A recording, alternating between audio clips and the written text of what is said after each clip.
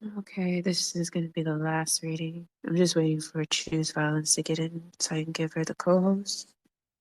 And there she is. I think I sent you the invite.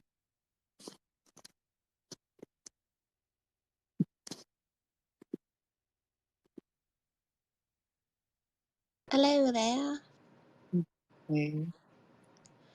I'm going to post the links in the jumbo. Oh, yeah. Um, I lost my place on the book. I'm trying to find it real quick. Okay. Yeah, we're at China.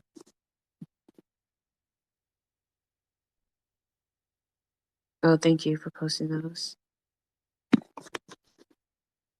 No problem.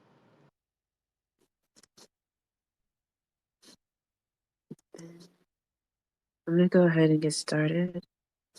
All right. So the people who have triumphed in their own revolution should help those still struggling for liberation. This is it. This is our internationalist duty. That's Chairman Mao, Little Red Book. China. Today, when I think of my experiences in the People's Republic of China, a country that overwhelmed me while I was there, they seem somehow distant and remote. Time erodes the immediacy of the trip. The memory begins to recede. But that is a common aftermath of travel, and not too alarming. What is important is the effect that China and its society had on me, and that impression is unforgettable. While there, I achieved a psychological liberation I had never experienced before. It was not simply that I felt at home in China, the reaction was deeper than that. What I experienced was the sensation of freedom, as if a great weight had been lifted from my soul and I was able to be myself, without defense or pretense or the need for explanation. I felt absolutely free for the first time in my life, completely free among my fellow men. This experience of freedom had a profound effect on me because it confirmed my belief that an oppressed people can be liberated if their leaders persevere in raising their consciousness and in struggling relentlessly against the oppressor. Because my trip was so brief and made under great pressure, there were many places I was unable to visit and many experiences I had to forego. Yet there were lessons to be learned from even the most ordinary and commonplace encounters. A question asked by a worker, the response of a schoolchild, the attitude of a government official. These slight and seemingly unimportant moments were enlightening, and they taught me much. For instance, the behavior of the police in China was a revelation to me. They were there to protect and help the people, not to oppress them. Their courtesy was genuine. No division or suspicion exists between them and the citizens. This impressed me so much that when I returned to the United States and was met by the tactical squad at the San Francisco airport, they had been called out because nearly 1,000 people came to the airport to welcome us back. It was brought home to me all over again that the police in our country are an occupying, repressive force. I pointed this out to a customs officer in San Francisco, a black man who was armed, explaining to him that I had felt intimidated seeing all the guns around. I had just left the country, I told him, where the army and the police are not in opposition to the people, but are their servants. I received the invitation to visit China shortly after my release from the penal colony in August 1970. The Chinese were interested in the party's Marxist analysis and wanted to discuss it with us as well as show us the concrete application of theory in their society. I was eager to go and applied for a passport in late 1970, which was finally approved a few months later. However, I did not make the trip at that time because of Bobby's and Erica's trial in New Haven. Nonetheless, I wanted to see China very much, and when I learned that President Nixon was going to visit the People's Republic in February 1972, I decided to beat him to it. My wish was to deliver a message to the government of the People's Republic and the Communist Party, which would be delivered to Nixon when he made his visit. I made the trip in late September 1971 between my second and third trials, going without announcement or publicity because I was under an indictment. I had only 10 days to spend in China, even though I had no travel restrictions and had been given a passport. The California courts could have tied me down at any time because I was under court bail. So I avoided the state's jurisdiction by going to New York instead of directly to Canada from California. Because of my uncertainty about the power structure might do, I continued to avoid publicity after reaching New York, since it was not implausible that the authorities might place a federal hold on me, claiming illegal flight. By flying from New York to Canada, I was able to avoid federal jurisdiction, and once in Canada, I caught a plane to Tokyo. Police agents knew of my intentions, and they followed me all the way, right to the Chinese border. Two comrades, Elaine Brown and Robert Bay, went with me. I have no doubt that we were allowed to go only because the police believed we were not coming back. If they had known I intended to return, they probably would have done everything possible to prevent the trip. The Chinese government understood this, and while I was in China, they offered me political asylum, but I told them I had to return, that my struggle is in the United States of America. Going through the immigration and customs services, going through the immigration and customs services of the imperialist nations was the same dehumanizing experience we had come to expect as part of our daily life in the United States. In Canada, Tokyo, and Hong Kong, he took everything out of our bags and searched them completely. In Tokyo and Hong Kong, we were even subjected to a skin search. I thought I had left that routine behind in the California penal colony, but I know that the penitentiary is only one kind of captivity within the larger prison of a racist society. When we arrived at the Free Territory, where security is supposed to be so tight and everyone's suspect, the comrades with the red stars on their hats asked us for our passports. Seeing they were in order, they simply bowed and asked us if the luggage was ours. When we said yes, they replied, "You have just passed customs." Hold on, I gotta call him.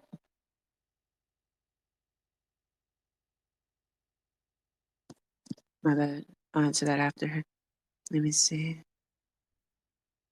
You have just passed customs. They did not open our bags when we arrived or when we left.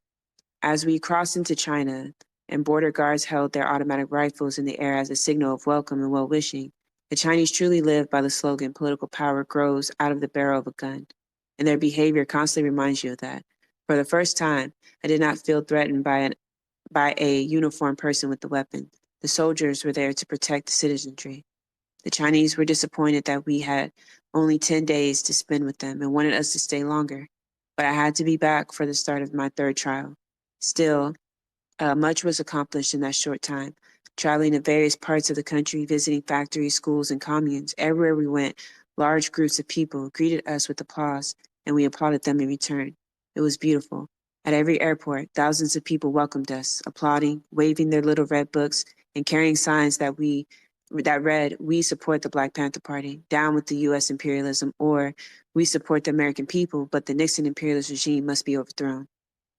We also visited as many embassies as possible. Hold on real quick, let me grab water.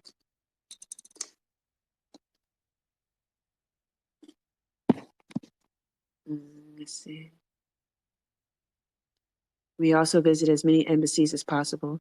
Sightseeing took second place to Black Panther business and our desire to talk with the Revolutionary Brothers. So the Chinese arranged for us to meet the ambassadors of various countries.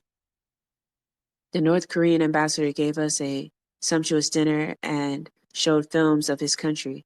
We also met the ambassador from Tanzania, a fine comrade, as well as delegations from North Vietnam and the Provisional Revolutionary Government of South Vietnam. We missed the Cuban and Albanian embassies because we were short of time. When news of our trip reached the rest of the world, widespread attention focused on it, and the press was constantly after us to find out why we had come. They were wondering if we sought to spoil Nixon's visit since we were so strongly opposed to his reactionary regime. Much of the time, we were harassed by reporters. One evening, a Canadian reporter would not leave my table despite my asking him several times. He insisted on hanging around, questioning us, even though we had made it plain we had nothing to say to him. I finally became disgusted with the persistence and ordered him to leave. Seconds later, the Chinese comrades arrived with the police and asked if I wanted him arrested. I said no, I only wanted him to leave my table. After that, we stayed in a protected villa with the Red Army Honor Guard outside. This was another strange sensation to have the police on our side. We had been promised an opportunity to meet Chairman Mao, but the Central Committee of the Chinese Communist Party felt this would not be appropriate since I was not a head of state. But we did have two meetings with Premier Chow and Lai. I might have said their name wrong. One of them lasted 2 hours and included a number of other foreign visitors. The other was a 6-hour private meeting with Premier Chow and Comrade Shang. Might have said their name wrong too. The wife of Chairman Mao. We discussed world affairs, oppressed people in general, and Black people in particular. On National Day, October 1st, we attended a large reception in the Great Hall of the People with Premier Chow En Lai and comrades from Mozambique, North Korea, North Vietnam, and the Provisional Government of South Vietnam. Normally, Chairman Mao's appearance is the crowning event of most important Chinese celebration, but this year, the chairman did not put in an appearance. When we entered the hall, a band was playing the Internationale, and we shared tables with the head of Peking University, the head of the North Korean Army, and Comrade Chixing, maybe Mao's wife. We felt it was a great privilege. Everything I saw in China demonstrated that the People's Republic is a free and liberated territory with a socialist government. The way is open for people to gain their freedom and determine their own destiny. It was an amazing experience to see in practice a revolution that is going forward at such a rapid rate. To see a classless society in operation is unforgettable. Here, Mark's dictum from each according to its ability to each according to his needs is in operation. I did not go to China just to admire. I went to learn and also to criticize, since no society is perfect. There was little, however, to find fault with. The Chinese insist that you find something to criticize. They believe strongly in the most searching self-examination and criticism of others, and in turn of self. As they say, without criticism, the hinges on the door begin to squeak. It's very difficult to pay them compliments. Criticize us, they would say, because we are a backward country, and I always replied, no, you are an undeveloped country. I did have one criticism to make during a visit to a steel factory. This factory had thick, black smoke pouring into the air. I told the Chinese that in the United States there is pollution because factories are spoiling the air. In some places, the people can hardly breathe. If the Chinese continue to develop their industry rapidly, I said, and without awareness of the consequences, they will also make an air unfit to breathe. I talked with the factory workers, saying that man is nature, but also in contradiction to nature, because contradictions are the ruling principle of the universe. Therefore, although they were trying to raise their levels of living, they might also negate the progress if they failed to handle that contradiction in a rational way. I explained that man opposes nature, but man is also the internal contradiction in nature. Therefore, while he was trying to reverse the struggle of opposite based upon unity, he might also eliminate himself. They understood this and said they are seeking ways to remedy this problem. My experiences in China reinforced my understanding of the revolutionary process and my belief in the necessity of making concrete analysis of concrete conditions. The Chinese speak with great pride about their history and their revolution and mention often the invincible thoughts of Chairman Mao Zedong. But they also tell you, this was our revolution based upon a concrete analysis of concrete conditions, and we cannot direct you, only give you the principles. It is up to you to make the correct creative application. It was a strange yet exhilarating experience to have traveled thousands of miles across continents to hear their words. For this is what Bobby Seale and I had concluded in our own discussions 5 years earlier in Oakland, as we explored ways to survive the abuses of the capitalist system in the Black communities of America. Theory was not enough, we had said. We knew we had to act to bring about change. Without fully realizing it then, we were following Mao's belief that if you want to know the theory and methods of revolution, you must take part in revolution. All genuine knowledge originates in direct experience. Let me grab some water real quick.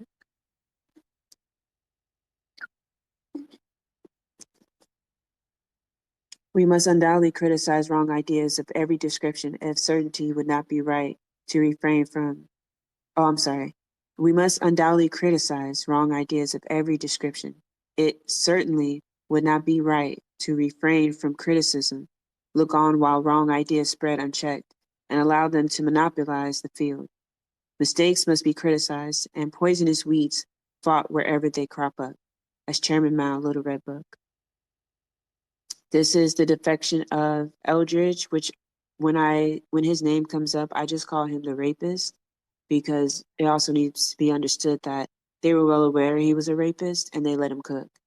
So this is what happens when we let violent misogynists and therefore counter-revolutionary people into spaces that are supposed to be for liberation. So And the that's second chapter on this man, like literally the second one. Like you haven't talked about the women in the party. You haven't talked about a lot of stuff, and this is the second Mm, chapter on the rapist. But that's a really good point. Like, of all the things that would have brought like a lot of clarity if you would have gone deeper into the programs, the Black women who sustained and created those programs and maintained them and spread them nationwide, all kind of shit that we could have learned from and applied today was left out. But we need to hear about the rapist multiple times. And he brought no, not that a rapist could or we should compromise depending on someone's talents. That's not what I'm bringing this out for. But the fact that he didn't even do his part, it just makes me even wonder why then focus so much on this man, but not, you know, the crimes against the people, which is literally sexual terrorism. Like, uh, anyway, so that's why. So this chapter is called "The Defection of the Rapist and Reactionary Suicide." A revolutionary party is under continual stress from both internal and external forces. By its very nature, a political organization dedicated to social change invites attack from the established order, constantly vigilant to destroy it. This danger is taken for granted by the committed revolutionary. Indeed, oppression first shaped the spirit of resistance within him, and so it can neither defeat nor destroy his resolve. But he has two far greater enemies, the failure of vision and the loss of the original revolutionary concept. Either of these can lead to alienation from those the revolutionary seeks to set free. The rapist was guilty of both. When I came out of prison in August 1970, the party was in shambles. This was understandable for a number of reasons. Bobby and I had been off the streets and in jail for a long time, and it had been difficult to direct the party on a day-to-day basis from prison cells. Then, too, the party was harassed and beleaguered. Intelligence organizations throughout the country had become obsessed with the desire to destroy the Black Panther Party. Many of the brothers had been hunted down, imprisoned, or killed. These external assaults were formidable, but there was a far more serious reason for the party's difficulties, one that threatened its very, I don't know how to say that shit. Sorry. The party was heading down the road to reactionary suicide. Under the influence of the rapist, it had lost sight of its initial purpose and become caught up in irrelevant causes. Estranged from Black people who could not relate to it, the Black Panther Party had defected from the community. The party was born in a particular time and place. It came to being with a call for self-defense against the police who patrolled our communities and brutalized us with impunity. Until then, there had been little resistance to the occupiers. We sought to provide a counterforce, a positive image of strong and unafraid Black men in the community. The emphasis on weapons was a necessary phase in our evolution, based on Frantz Fanon's contention that the people have to be shown that the colonizers and their agents, the police, are not bulletproof. We saw this action as a bold step in making our program known and raising the consciousness of the people. But we soon discovered that weapons and uniforms set us apart from the community. We were we were looked upon as an ad hoc military group, acting outside the community fabric and too radical to be part of it. Perhaps some of our tactics at the time were extreme. Perhaps we placed too much emphasis on military action. We saw ourselves as a revolutionary vanguard and did not fully understand then that only the people can create the revolution. At any rate, for 2 or 3 years, and our image in the community was intimidating. The people misunderstood us and did not follow our lead in picking up the gun. At the time, there was no clear solution to this dilemma. We were a young revolutionary group seeking answers and ways to alleviate racism. We had chosen to confront an evil head on and within the limits of the law. But perhaps our military strategy was too much of a great leap forward.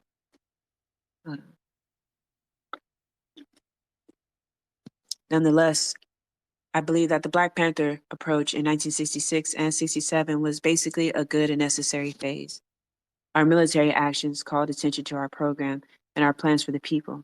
Our strategy brought us dedicated members, and it gained the respect of the struggling peoples of the Third World. Most important, it raised the consciousness of Black people and NO citizens about the relationship between police and minorities in this country. It is difficult to realize now how much police relations with the Black community have changed in 6 short years. Our communities are still not free from brutal incidences, yeah, and corruption. But it is nonetheless true that police departments have become more sensitive to the problems of urban minorities. All right. Today, It is the rare police commissioner who has not tried to establish some form of public relations between police and Blacks. The average citizen, too, has a greater awareness of police abuses that once were systematically overlooked. This advance in consciousness is due in large part to our military phase.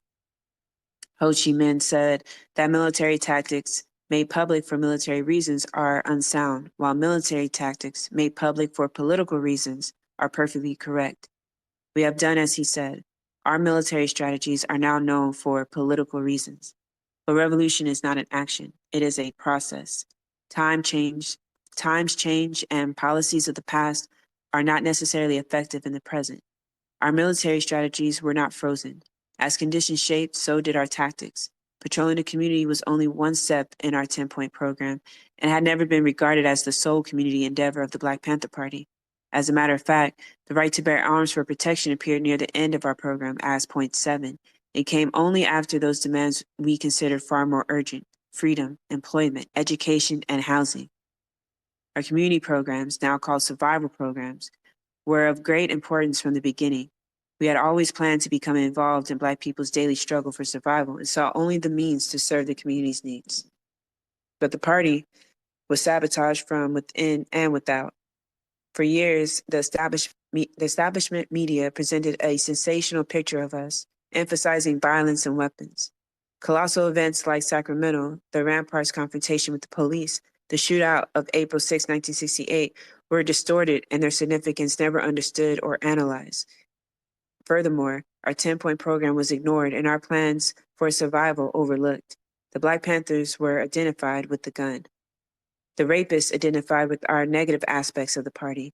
It is not coincidence that he joined the party only after the Ramparts confrontation. What appealed to him were force, firepower, and the intense moment when combatants stood at the brink of death.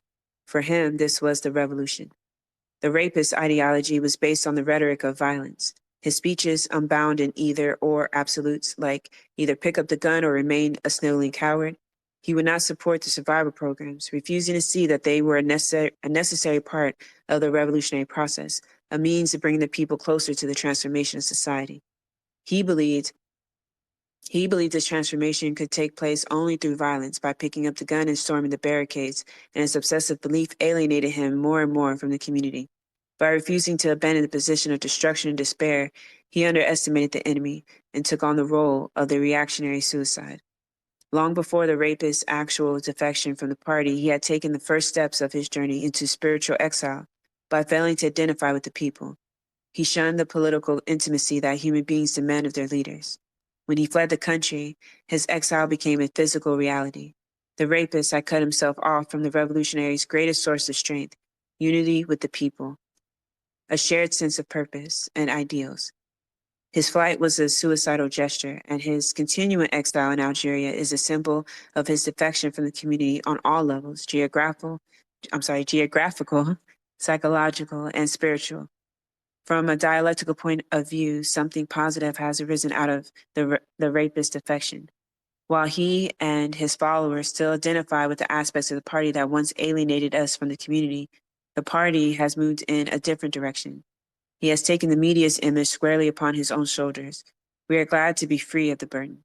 What little we lost in credibility, we have gained in a wider acceptance of the party by the community. We have reached a more advanced state. There has been a qualitative leap forward, a growth in consciousness. Camus wrote that the revolutionary's real generosity toward the future lies in giving all to the present.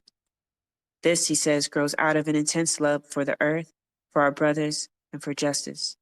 The Black Panther Party embraces this principle. By giving all to the present, we reject fear, despair, and defeat. We work to repair the breaches of the past. We strive to carry out the revolutionary principle of transformation, and through long struggle, in Camus' words, to remake the soul of our time. This is the epilogue. It is only a few pages. I am we. There is an old African saying, I am we.